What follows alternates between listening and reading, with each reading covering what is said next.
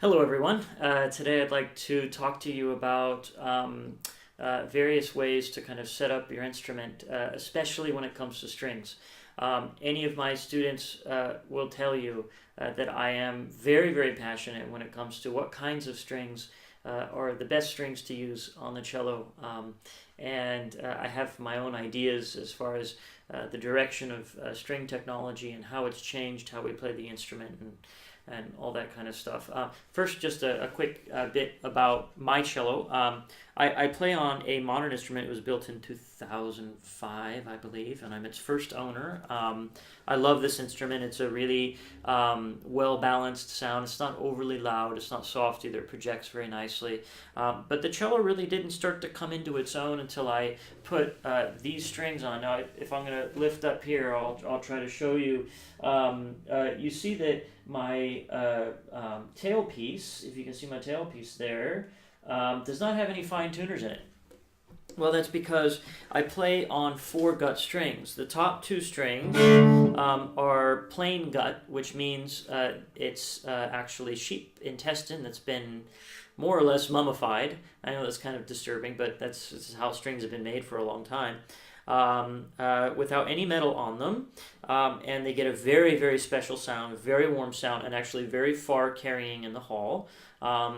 One of the reasons why people don't use them is because they're a little bit finicky with tuning. I haven't really found that to be the case as long as you make sure you don't suddenly enter a cold room or a hot room or anything like that. And also there's ways to adjust those things even in the middle of a performance. Little adjustments you can make with these strings to help them stay in tune. On the bottom 2 strings, I have silver wound. These are actually the Parastro Olive brand.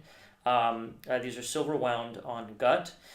This is a more modern design this is obviously a very, very old design, but this is a very modern design, and I'll be getting these switched out soon actually for something that's a little bit closer to what they would have had on the cellos in the late 19th, early 20th century, which is getting to my next point. That's kind of where my cello setup is headed.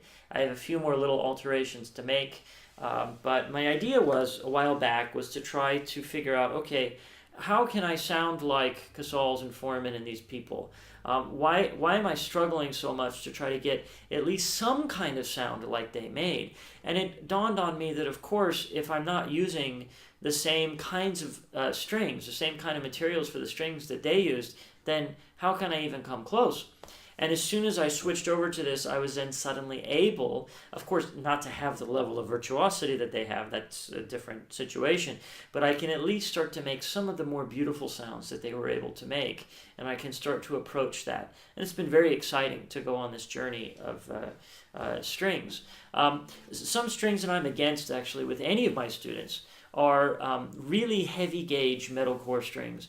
So, for example, the Larson A and D that's very popular these days with most cellists.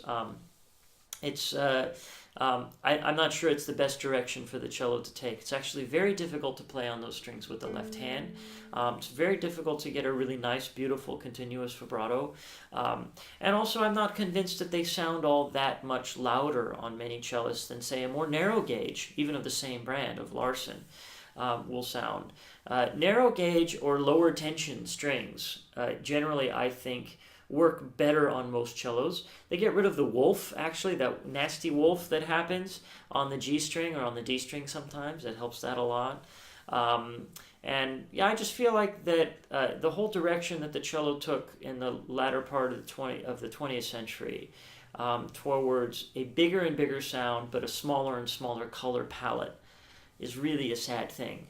And it's one of those things where I try to steer my students in that direction gently. And also I would try, if I were you, I would try something. One of the things you can try actually is the Parastro, Passione. They came out with these strings where the bottom 2 strings are actually gut core strings, and then the top 2 are metal core. You can get the whole set, and they're actually not that expensive.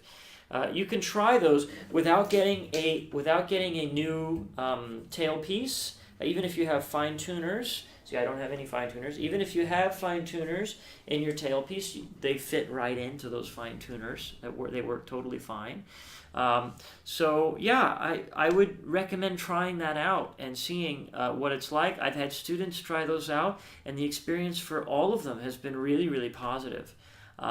So definitely, I encourage you to try to go into that lower tension region with strings to try to experiment with getting different colors and not being so wired towards getting your cello to sound as loud and as brassy as possible, but maybe also warm and beautiful as well, and trying to go for more of those qualities. So anyway, that's my setup. You can hear me play in some other videos and some things like that, but basically, yeah, it's a really wonderful, warm, rich setup that I'm playing on these days, and I have no intention of changing. Also, real quick, just to mention, the top two strings, and this is not an advertisement, the top two strings are made by a real genius maker.